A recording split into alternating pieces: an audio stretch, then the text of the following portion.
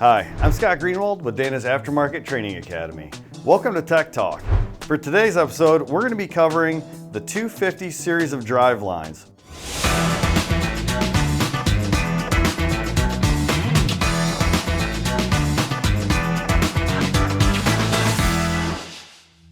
We have two different layouts up here. We have our original SPL 250, and then we also have our SPL 250 Lite series.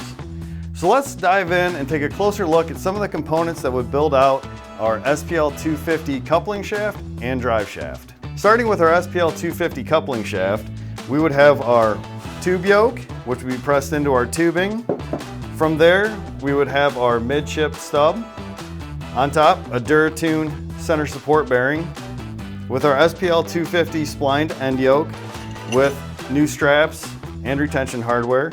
We've got our retention nut and washer, and that's all the different components that we would use to build out an SPL 250 coupling shaft. After completing the coupling shaft components, we have our SPL 250 U-joint. We have two different offerings up here on the table. We have our SPL 250 with a grease zerk.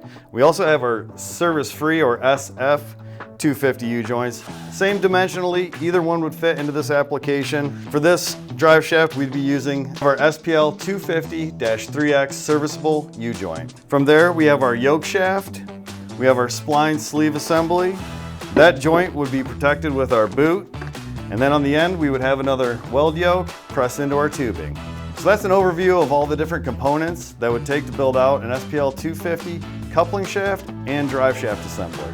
However, as manufacturing processes and demands in our drivetrains change over time, we had to develop a new system. So now we have the SPL 250 Lite. So let's talk about some of the individual pieces that we would use to build out an SPL 250 Lite coupling shaft and drive shaft.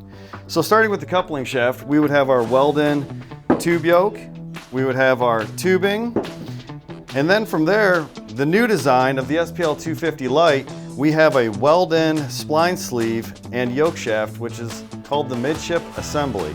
The whole joint is protected by the boot, and it also includes a bonded center support bearing.